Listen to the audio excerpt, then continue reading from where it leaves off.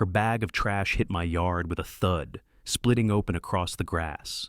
Banana peels, beer cans, diapers, her little gift for me.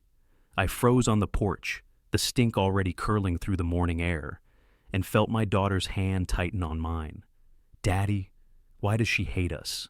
she whispered. My stomach knotted, because I didn't have an answer a child should ever have to hear. Across the fence, Patricia Hargrave, our HOA president, the tyrant in heels, stood with her arms crossed, lips curling into a smirk. "Curb appeal matters, Mr. Lawson," she called out. "You wouldn't want your property value dragging down the community." She tipped her head, feigning innocence, as if tossing rotting trash into my yard was enforcement, not harassment. But she didn't see what I saw, the little black eye mounted discreetly above the fence post, no bigger than a robin's nest. The wildlife cam. The one I'd set up after nights of hearing rustles and thuds outside my bedroom window. She thought she was untouchable. She didn't know I was watching. If you've ever felt that surge of fire when a bully crosses the line and dares you to fight back, hit subscribe now. This story is about to show you exactly how to turn their power against them. My name's David Lawson, environmental engineer, father, neighbor, and unlike most of the Woman in Red's targets, I don't scare easy. My work is in systems, tracking pollutants, monitoring habitats, using tech to uncover the hidden damage people try to bury. She thought she was just tossing trash. What she didn't realize is that my entire career was about proving what contamination costs. And this wasn't just about garbage. My fence wasn't just a border of wood and nails. It marked the resting place of something sacred. The soil where I'd planted the oak tree with my father before he died. We buried his ashes beneath it, a promise that our land would always remain a place of growth, not ruin. Now every morning, I woke to find the tyrant in the heels garbage spilling across that same soil, rotting against my father's legacy. Neighbors whispered that I should let it go. "It's not worth the fight," they said. "She's the president. She'll make your life hell." But hell had already arrived in the form of maggots crawling over my fence line, and I wasn't about to explain to my daughter why her swing set stank like a landfill just because a woman with a clipboard thought intimidation was authority. The HOA president thrived on silence. She knew most families wouldn't risk fines or foreclosure. That's why she smirked every time she hurled a bag over the fence, why she waved to onlookers like it was part of her duties. But intimidation is only as strong as the evidence you can suppress. And the moment she glanced toward that post, she unknowingly stepped into her own undoing. I still remember the first time it landed, late at night. The sound of glass breaking against my lawn. At first I thought it was teenagers. I swept it up, muttered under my breath, and went back to work. But the bags multiplied, always dumped right where the oak tree's roots spread widest, always timed for maximum humiliation. Saturday mornings, just before neighborhood joggers passed by. That was when my wife's cough began. The smell seeped into the open windows. The mold clung to the air. "It's just allergies," she told me, but the look in her eyes said otherwise. Trash wasn't just trash anymore. It was intrusion, violation, danger. And Patricia knew it. That's what made her smile so sharp, her words so venomous. "Maybe you should build a taller fence," she mocked one morning, loud enough for the neighbors to hear. The laughter from across the street stung, not because they agreed, but because silence had made them complicit. But I wasn't laughing. My fists clenched, my chest burned, and my mind sharpened. Because I'd seen this before, not in cul-de-sacs, but in contaminated wetlands where corporations swore they weren't dumping toxins. They always denied, always smirked, until the evidence piled up so high it broke them. That's what the HOA president didn't know. I wasn't just a neighbor with a fence. I was a man who knew how to build a case. And the wildlife cam blinking quietly above her head wasn't just recording raccoons. It was recording her reign. She tossed the next bag over with a flick of her wrist, dusting her hands like she'd performed a civic duty. And I whispered, just loud enough for the lens to catch my lips, "Thank you for looking up." Because in that moment, Patricia Hargrave hadn't just dumped her trash. She dumped her career. The next morning, the trash was still there, smeared across my lawn like a scarlet letter. I bagged it up with gloved hands, bile rising at the smell of spoiled milk, cigarette butts, and half-rotted fruit, but I didn't put it in my bin. No, I carried it down to the HOA office, plastic handles cutting into my palms like rope burns. The office looked polished from the outside, neutral brick, manicured hedges, little flag by the door fluttering like it was all Americana charm. Inside, the truth was plastered across the walls, glossy posters of community pride, smiling families at barbecues, fake promises of harmony. It reeked of hypocrisy. And there behind the front desk sat the tyrant in heels, Hargrave, crimson jacket sharp, her eyes flicking to the trash bag in my hand, before narrowing like a hawk spotting prey. "You can't dump that here," she sneered. I dropped the bag squarely on her desk. The thud echoed, and for a moment, the whole waiting room turned their heads. Families sat in the stiff plastic chairs, clutching their own notices like unpaid debts. Mrs. Alvarez fined for unapproved Christmas decorations. The Chen family dragged through hearings for tomato plants in their front yard. A single mother holding a slip that said her son's basketball hoop was a safety hazard. Every face carried the same exhaustion, the same silence the HOA president fed on. "This isn't mine," I said evenly. "This is yours." Her lips curled into that familiar predator's smile. "Violations don't vanish just because you bring me garbage, Mr. Lawson. Maybe spend more time maintaining your yard, less time grandstanding." Her voice dripped with false authority, her words meant for the room as much as for me. She wanted them to see me humiliated, another example on her list. But I caught something in that silence, resentment, eyes flicking from me to her, back to me. Neighbors who wanted to speak, but dread welded their mouths shut. I looked around the office. The hypocrisy screamed louder than Patricia's voice. On the wall, a framed Community of the Year plaque. On the bulletin board, photos of families laughing at picnics. And in the center of the room, real people clutching violation slips, their shoulders hunched like prisoners awaiting sentencing. This wasn't about lawns or fences. It was about intimidation, packaged as community standards. The HOA president's trash bags were just my version of their fines. She wasn't punishing violations. She was manufacturing them, one petty rule at a time, until silence became survival. When she slid a new paper across the desk, my chest tightened. "Escalated fine," the header read. $500. For what? For daring to expose her? The family shifted uncomfortably, but no one spoke. And that's when I saw him, Thomas Reed, former firefighter, sitting in the corner with a notice clutched in his fist.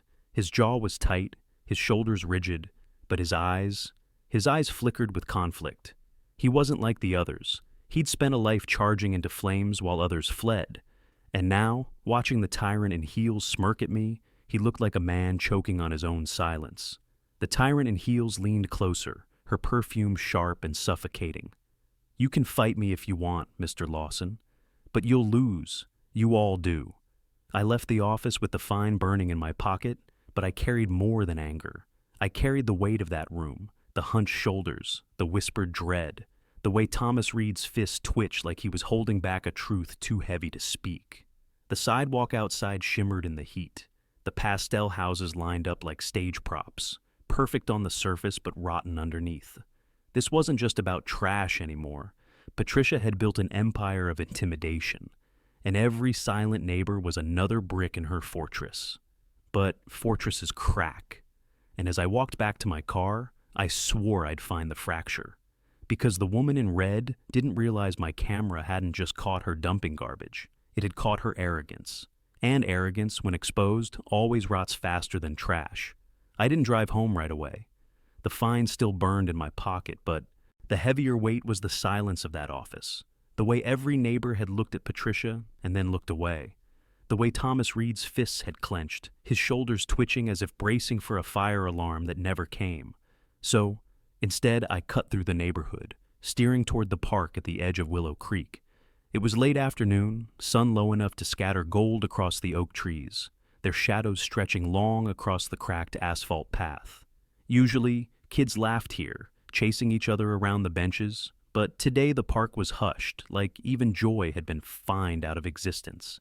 And there he was, Thomas, sitting alone on the bench nearest the swings, shoulders hunched, elbows jammed into his knees, his big hands rubbed together, calloused palms rasping like sandpaper. His jaw worked side to side, chewing on words that wouldn't leave his mouth. I stopped a few feet away. He didn't look at me, didn't move, just stared down at the gravel, eyes dark, leg bouncing like a ticking metronome. He was a man built for action. This was the same firefighter who'd once pulled kids out of a burning duplex down on Henderson Street. But now he looked like a man smothered by smoke no one else could see. When I finally sat beside him, the bench groaned under our combined weight. For a long moment, we said nothing. Only the sound of distant sprinklers breaking the silence and the faint rustle of leaves overhead. Thomas's chest rose and fell like each breath carried an anchor. His knuckles whitened as his hands clenched tighter. He turned his head, just enough that I could see the tension straining his jaw. His lips parted, then closed. The silence between us grew thick, almost unbearable. I wanted to press him, to demand he say what I already suspected, that he'd seen the woman in red dump the trash, maybe more. But his body told the story without a word. The way he shifted in place, restless but rooted, the way his eyes flicked toward me, then darted away like a man terrified of being caught acknowledging truth. A group of children ran past, laughter ringing through the park. Thomas flinched, actually flinched, like even joy felt dangerous under Patricia's reign. He dragged a hand across his face, fingers trembling as they lingered near his eyes. Then he dropped his hand, elbows snapping back onto his knees, head bowed lower. That silence said more than an affidavit ever could. He knew. He'd seen. He carried it like a man carrying smoke in his lungs, choking him from the inside out. Finally, he muttered something, so soft I almost thought I imagined it. "It's not right."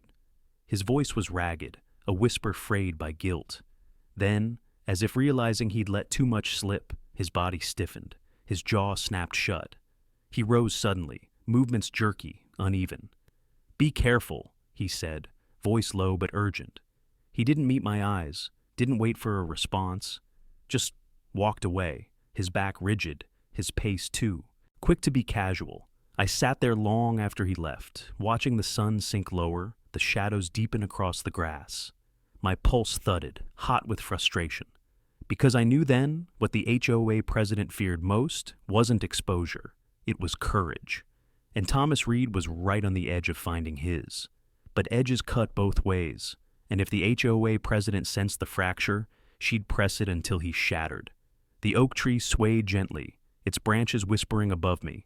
It felt like a warning and a promise all at once. The HOA president thought silence made her untouchable, but silence cracks. And when it did, her whole empire of fines and intimidation would collapse with it. The next morning, I woke to the sound of my doorbell echoing through the house like a fire alarm. When I opened the door, Patricia Hargrave stood there in her immaculate red suit, clipboard in hand, lips pursed in a smile sharp enough to cut glass. Behind her, two of her loyal committee members, Marjorie with the ever-present pearls, and Claire, who never spoke but always scribbled on her notepad, flanked her like guards at a throne. "Mr. Hayes," Patricia said sweetly, though her eyes glittered with malice. "We've had several complaints about your property." I scanned the yard. My fence was clean, lawn trimmed, walkway swept. The only blemish was the faint stain from the trash she herself had dumped 2 nights ago. She knew it. I knew it. And still she stood there, acting as if justice itself was written on her clipboard. She flipped a page. "Failure to maintain sanitary conditions. Violation of Section 14B. She raised her voice, deliberately loud, so the neighbors gathering at the end of the cul-de-sac could hear. "This kind of negligence lowers property values for the entire community." I clenched my fists. A slow burn ignited in my chest as I noticed the cluster of residents watching, murmuring among themselves. Some shook their heads, pity in their eyes. Others just looked away, unwilling to challenge the Queen of Willow Creek. That's when the woman in red moved in for the kill. She snapped her fingers, and Claire held up a stack of glossy flyers. Bold letters screamed across the top, "Unclean Neighbor Alert." Beneath it, A photo of my backyard taken from over the fence. The trash bags she'd thrown carefully framed as if I'd piled them myself. One by one, the flyers were handed out to the onlookers. Murmurs turned into whispers, whispers into pointed stares. Shame wasn't an accident here. It was her weapon. Something in me snapped. I stepped forward, my voice steady, cutting through the crowd. Funny thing about pictures, the woman in red. They don't show who dropped the bags. Her smile flickered for just a moment, but she recovered fast, turning to the crowd. Excuses, always excuses. She let the clipboard rest against her chest like a shield, chin lifted. We can't let one man's carelessness drag this neighborhood into ruin. The sting wasn't just in her words. It was in the way the neighbors shifted, uncomfortable, caught between doubt and belief. The oak tree in my yard loomed behind me, its roots deep in the soil my father once tilled. That tree had weathered storms. It had outlived liars, and it reminded me that I wasn't backing down. I'll fix it, I said, loud enough for everyone to hear. But not the way you think. The tyrant in heels tilted her head, eyes narrowing as if to dissect my tone. She heard the promise there, the threat buried in the calm, and she didn't like it. As she turned to leave, her heels clicking like a gavel against the driveway, I caught Thomas Reed standing at the edge of the group. His arms were crossed, but his weight shifted uneasily from foot to foot. His lips pressed thin, eyes locked on the flyers crumpling in his fist. He hadn't spoken yet, but his silence was growing heavier, louder, impossible to ignore. I knew then the HOA president wasn't escalating just against me. She was testing the whole neighborhood. And the day she pushed too far, someone besides me was going to break. That night, I couldn't shake the image of those flyers, the bold letters branding me a pariah, Patricia's smirk as the neighbors turned their eyes away. My hands trembled as I ripped one of the crumpled sheets from my pocket, staring at the photo of my own fence like it was evidence from a crime scene. I knew she'd staged it, but knowing wasn't enough. Proving it, that was the difference between humiliation and justice. I paced the living room, the faint creak of the floorboards keeping rhythm with my thoughts. My training as a wildlife consultant had taught me one thing above all else. Patterns don't lie. Predators leave trails, animals leave habits, and liars, they always leave inconsistencies. If Patricia had been tossing her trash over my fence, she'd do it again. She couldn't help herself. That's when my eyes landed on the shelf near the window. Sitting there, dusty but reliable, was the motion-triggered trail camera I'd once used during a contract study on coyotes near the county line. Small, rugged, infrared-capable, perfect for capturing what human eyes missed in the night. A thought burned hot in my chest. The tyrant in heels wanted to paint me as a menace? I'd let her performance run on tape this time. I gathered the gear, the trail cam, a spare battery pack, a set of memory cards. The old familiar click of the latches brought back long nights tracking wildlife, waiting for signs that would prove or disprove their impact on the land. Now, that same patience would turn against Patricia. At midnight, I slipped into the yard. The oak tree towered overhead, its branches heavy with shadows. The air was thick with the smell of cut grass and the faint tang of garbage that still lingered by the fence. Kneeling, I strapped the trail cam low against the trunk, angled perfectly toward the stretch where the trash had first appeared.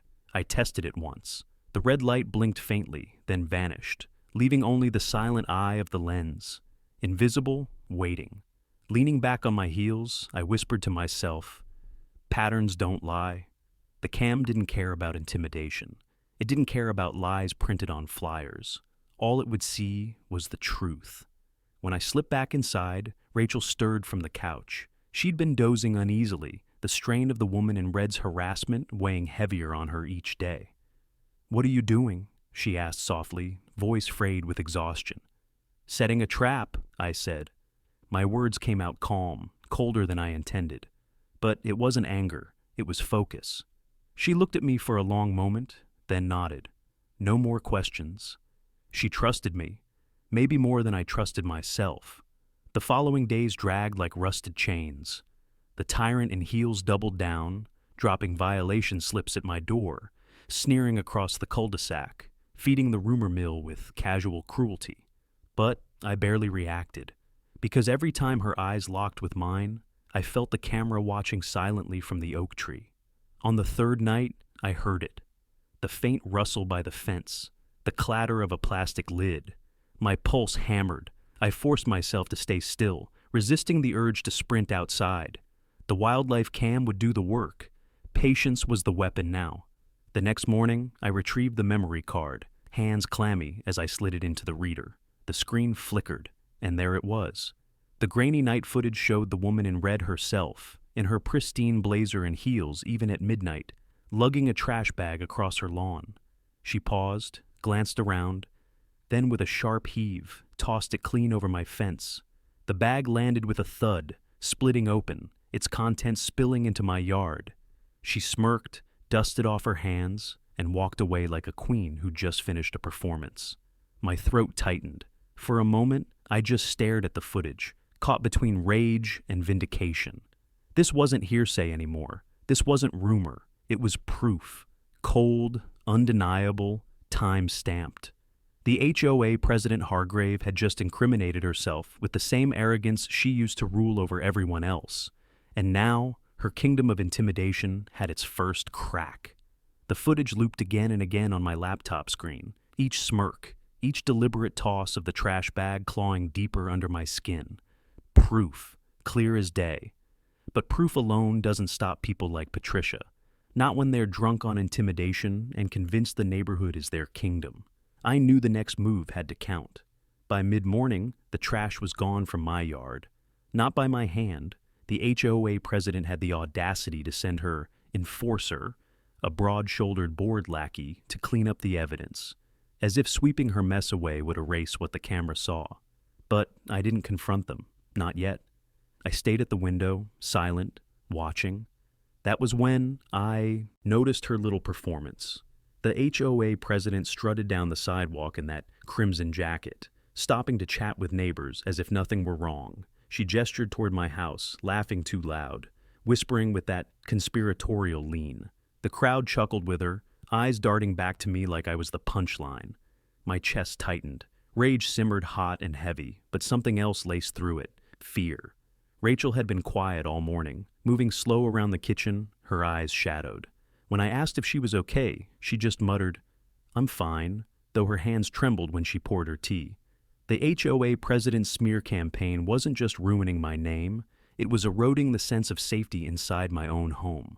I walked into the nursery, the soft lavender walls, the crib Rachel had picked out, the tiny mobile of paper birds hanging above it. All of it suddenly looked fragile, vulnerable. Patricia had crossed into our lives like a toxin, seeping into everything. And if she could dump trash over my fence with a smile, what else was she capable of when the cameras weren't rolling? That thought sealed it. This wasn't just about dignity anymore. It wasn't about cleaning garbage or defending my reputation. It was about protecting Rachel, protecting the future we were building inside these walls. That night, I called a contact at the County Wildlife Division, a fellow consultant who sometimes reviewed my footage for cross-verification on projects. I didn't tell him everything. I just asked if he'd be willing to authenticate trail cam recordings for a private case. He agreed without hesitation. My expertise gave me credibility, but an outside authority's stamp? That made it ironclad.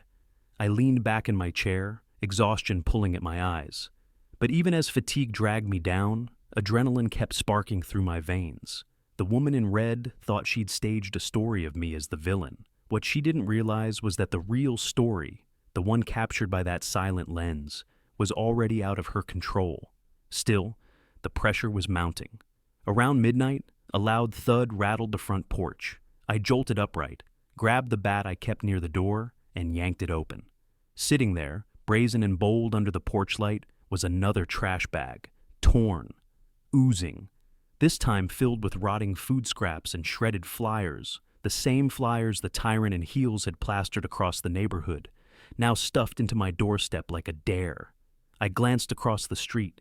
There she was, Patricia, half hidden behind her blinds, watching, waiting for me to explode so she could twist it into another violation, another smear. Instead, I bent down, pinched the bag between two fingers, and carried it straight to the bin. My stomach churned from the stench, but my face stayed calm, my posture steady. If she wanted a reaction, she wasn't getting it. Inside, Rachel sat on the couch, pale and trembling. She whispered, "How much longer can we live like this?" Her voice cracked, and the sound of it shattered something inside me. I sat beside her, slid the laptop over, and played the footage.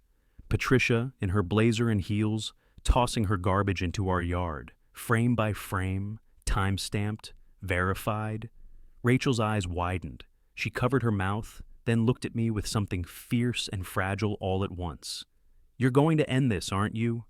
I didn't hesitate. I closed the laptop, slid the memory card into a case, and tucked it into my jacket pocket. "Yes," I said, my voice like steel. "No more waiting, no more letting her dictate the story. Tomorrow, we go to war." The oak tree outside rustled in the night breeze, its branches clawing at the sky like it was listening, like it was bearing witness. The tyrant in heels thought she was untouchable, but tomorrow she'd learn just how wrong she was. I barely slept, the memory card pressing like a stone against my chest from inside my jacket pocket. Morning sunlight bled across the blinds, sharp and unforgiving. Rachel sat quietly at the table, her tea untouched. The silence between us wasn't emptiness.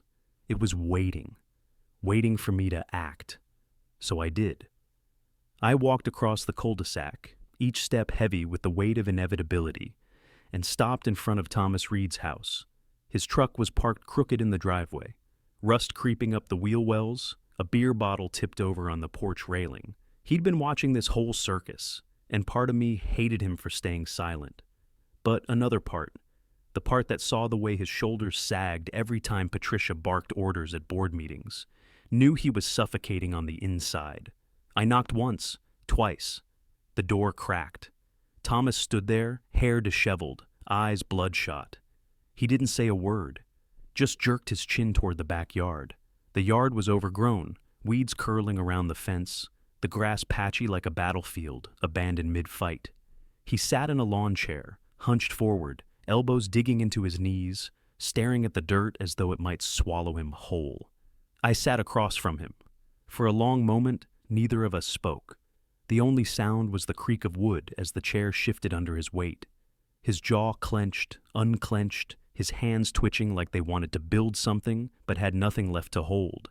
Finally, he muttered, "She won't stop until you break." His voice was gravel, thick with regret. "That's what she does. Picks a target, piles on until you snap, and then she tells everyone you were unstable from the start." I didn't answer right away. I just leaned forward, slid the memory card across the plastic table between us. "She made a mistake this time. I've got her dumping trash into my yard on camera, timestamps, external verification coming in."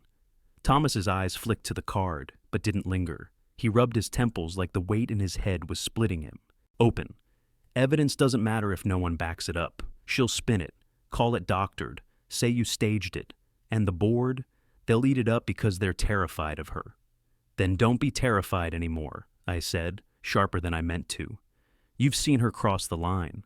You were there when she bragged about it. You know what she is." His chest rose and fell fast.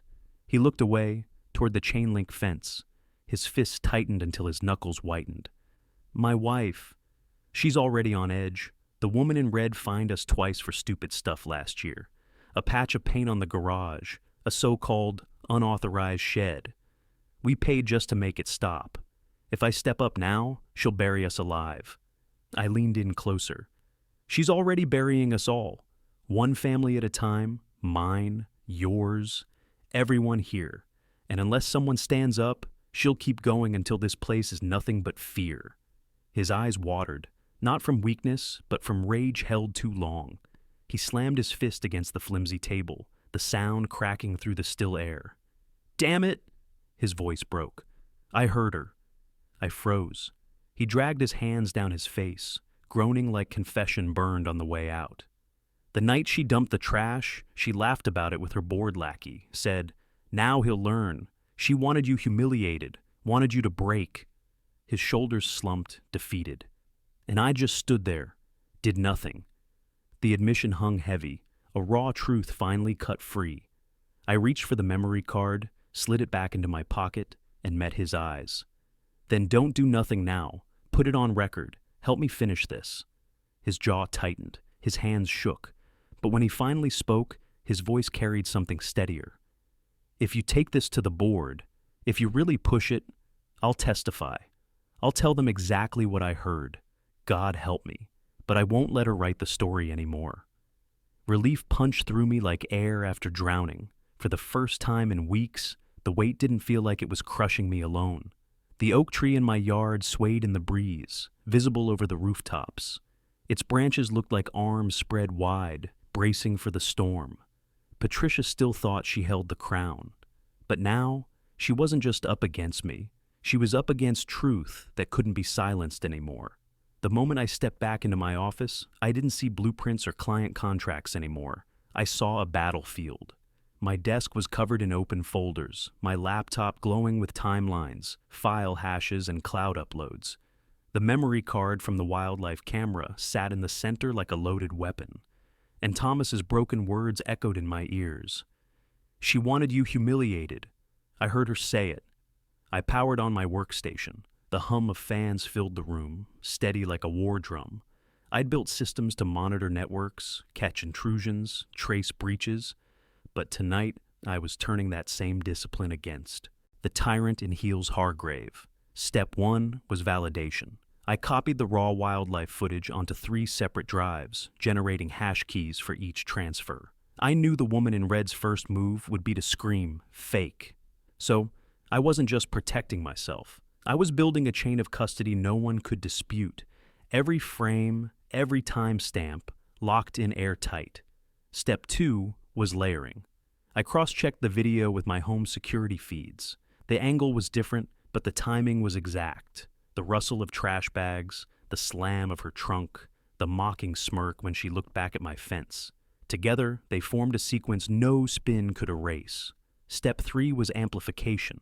I opened the audio files I'd salvaged from the wildlife cam's tiny mic, cleaned the distortion, and matched her voice against recordings from her last 3 board meetings. The waveform didn't lie. The arrogance in her tone didn't lie. She thought she was untouchable, but her voice had become her fingerprint. But even with airtight proof, I knew how this worked. HOA boards thrived on intimidation, on drowning residents in process until they gave up. That's where Thomas's testimony became the hinge. His voice wouldn't be another video or file Patricia could dismiss. It would be a man breaking silence, standing where fear had kept him chained. I pulled out my notebook and started sketching the sequence like an engineer mapping load paths: evidence first, testimony second, oversight third. Because the tyrant in Heels didn't fear cameras or residents, she feared outside authority. County inspectors, licensing boards, sheriff's deputies, agencies that couldn't be bullied with fines. I drafted 3 packets, each tailored for a different authority. One for the County Code Enforcement Office, highlighting the illegal dumping and health hazard. One for the licensing board, proving she weaponized her HOA status without legal grounds. One for the sheriff's department, pairing Thomas's statement with the footage as a criminal complaint. Each was structured the same way: video, corroboration, witness, conclusion. No speculation, no loopholes, just an unbroken chain that turned her arrogance into liability. The printer whirred late into the night, spitting out page after page, the smell of hot ink filling the air. I slipped each packet into labeled folders, sealing them tight. Every folder was a fuse. Together, they formed a network of charges waiting to go off. Rachel came in quietly, hair pulled back, exhaustion carved into her face. She set a cup of tea by my elbow, her hand brushing mine. "You look like you're drafting blueprints again," she whispered. I didn't look up from the files. "I am, just not for buildings this time." She squeezed my shoulder, her voice low but steady. "Then make it strong enough that she can't rebuild." I stared at the wildlife camera still sitting in the center of the desk, its casing, scratched but lens unbroken. A silent witness, as stubborn as the oak tree in our yard. That tree had been there long before the tyrant in Heels, long before her rules, long before her clipboard could threaten families. It wasn't just wood and bark, it was permanence, roots, the very thing she couldn't control. I reached across, set the camera gently atop the folders, and whispered, "You'll finish what you started. If you've ever felt the moment when preparation hardens into resolve, hit like right now, because this was no longer defense. This was the blueprint for her collapse. By midnight, the room looked less like an office and more like a command post. Drives labeled, folders stacked, witness aligned. Tomorrow, the fuse would be lit. And when it burned through, Patricia wouldn't be facing just me. She'd be facing law, exposure, and a community done being silent.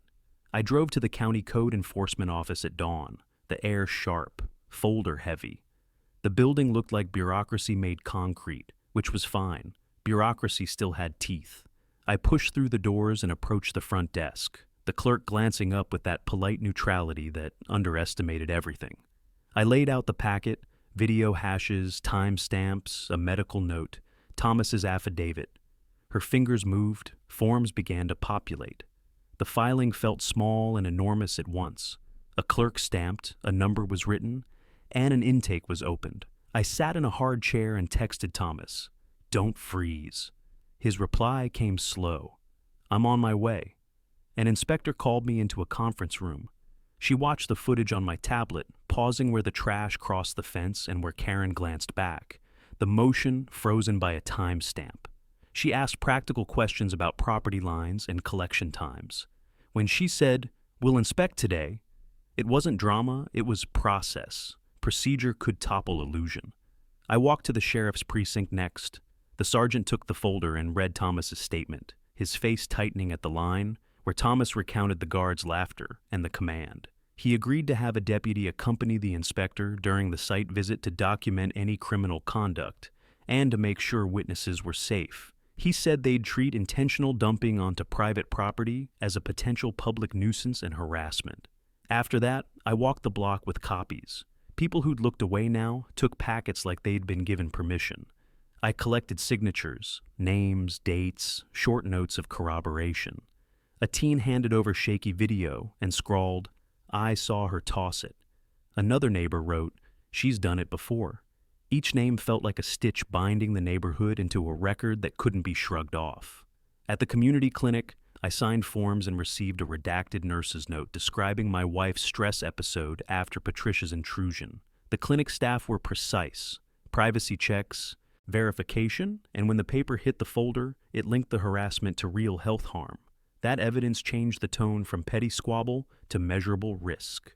I stopped at the county licensing desk and pulled up the HOA's registration. The screen showed a lapse status. An intake officer accepted the packet and promised to flag the association for review. That flag didn't remove power overnight, but it meant the board's enforcement hinge might be rusted, legally limited until reinstatement. That was leverage we hadn't had before. Late afternoon, the inspector called. They were en route with a deputy. I drove back slow, the street feeling like something waiting to be rewritten. Neighbors lined curbs, phones raised. The inspection team methodically photographed the piles, measured placement, and logged every witness statement. The deputy logged the footage into evidence and took notes on chain of custody. Thomas arrived breathless and stiff, but he handed over his signed affidavit without wavering. Watching him speak into a recorder, I felt the first domino fall. The inspector's recorder would timestamp his words alongside the camera evidence. That overlay, video, affidavit, medical note, licensing flag, formed a record that crossed jurisdictions and would be hard to dismiss. By dusk, the county had taken custody of evidence and opened parallel inquiries. Code enforcement on dumping, licensing on the HOA status, and the sheriff on potential harassment.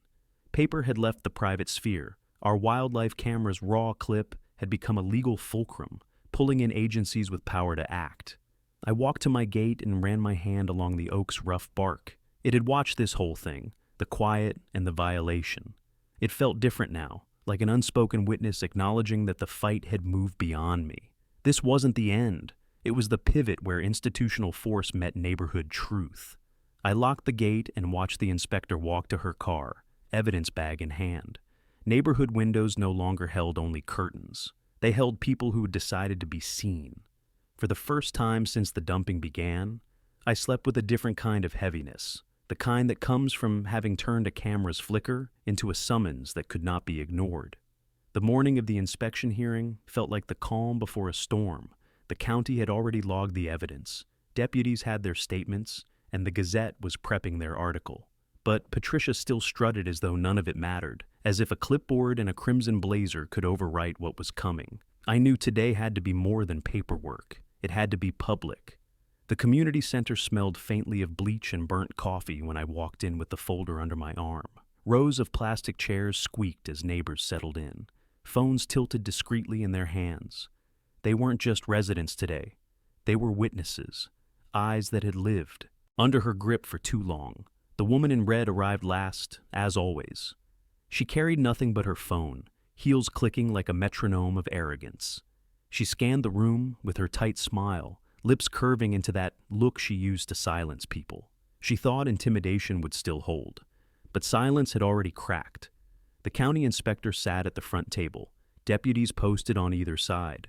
They nodded to me as I laid out my folder, clear sleeves reflecting the fluorescent lights. I wasn't there to grandstand. I was there to stack facts. First came the wildlife cam footage. The projector hummed, and the grainy but unmistakable clip filled the screen. Patricia's hand tossing a tied black bag over the fence. Timestamp glowing. Audio faint but clear. The rustle, the muttered complaint about messy neighbors. The room rippled with gasps and murmurs. The HOA president's face stiffened, her jaw clenching tight. She tried to interject, waving her hand. That footage could be anything. Doctored, spliced. But the inspector cut her off. Footage was verified against hash logs, chain of custody intact. The precision of those words landed like nails in a coffin. I pulled out the second packet, the nurse's note linking my wife's stress episode to the harassment. The inspector read the summary aloud, her voice flat but unshakable. Every resident heard it. This wasn't about offense anymore. This was about real harm. Phones lifted higher. Someone whispered, "She made her sick." And the whisper carried. Then Thomas rose from the second row.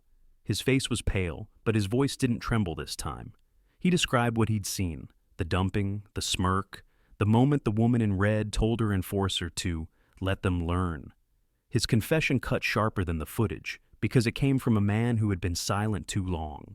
The crowd turned toward him, listening not just with ears but with relief. He wasn't the only one breaking silence. Patricia tried again, her voice rising, sharper, desperate. "You're all being manipulated. He's staging this, turning neighbors against neighbors." But her words dissolved beneath the swell of murmurs. The deputies shifted closer. Authority wasn't hers anymore. The inspector lifted the licensing flag report. Records show Willow Creek HOA's corporate status has lapsed. Enforcement authority is suspended pending renewal. The words dropped like a gavel, the tyrant and Heel's entire foundation. Every fine, every warning, every foreclosure threat suddenly looked like sand.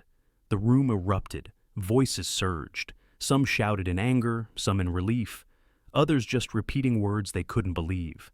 Suspended, no authority. For the first time, Patricia's mask slipped. Her hands shook. I didn't gloat. I just leaned toward the mic and said, "Steady." She thought fear was law. Today, fear ends. The inspector called for order, but the damage was done.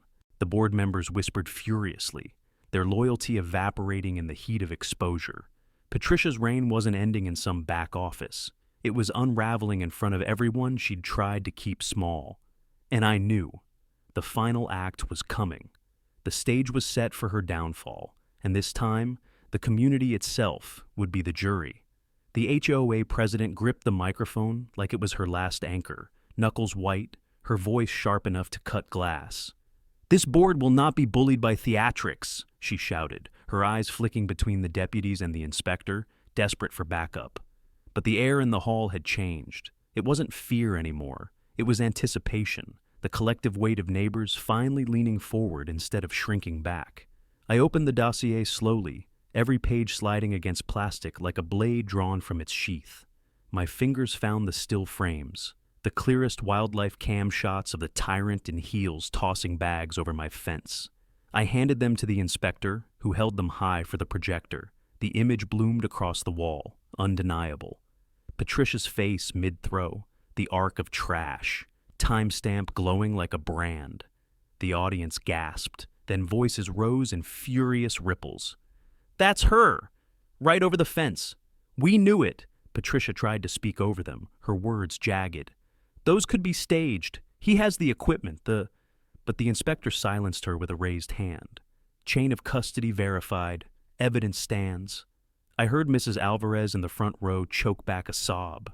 She'd been fined hundreds for so-called litter violations in her yard, while the tyrant in heels had been the one dumping bags at night. Other residents murmured angrily, some even standing, arms folded tight across their chests. Years of humiliation curdled into outrage, and they weren't going to sit quietly anymore. Then Thomas stood. The room stilled. His voice cracked at first, but he forced it louder, truer. "I saw her. I saw Patricia order the enforcer to harass the Riveras. I stayed silent, but not today." She told him, "Good, now they'll learn. I'll swear it under oath."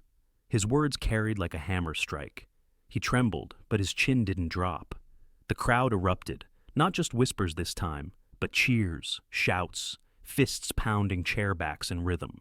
"Enough! Resign! We're done with you, the woman in red." The sound thundered against the walls. The deputies stepped forward, not to calm the residents, but to flank Patricia. For the first time, she looked small inside her blazer, her eyes darting, her mouth opening and closing with no sound.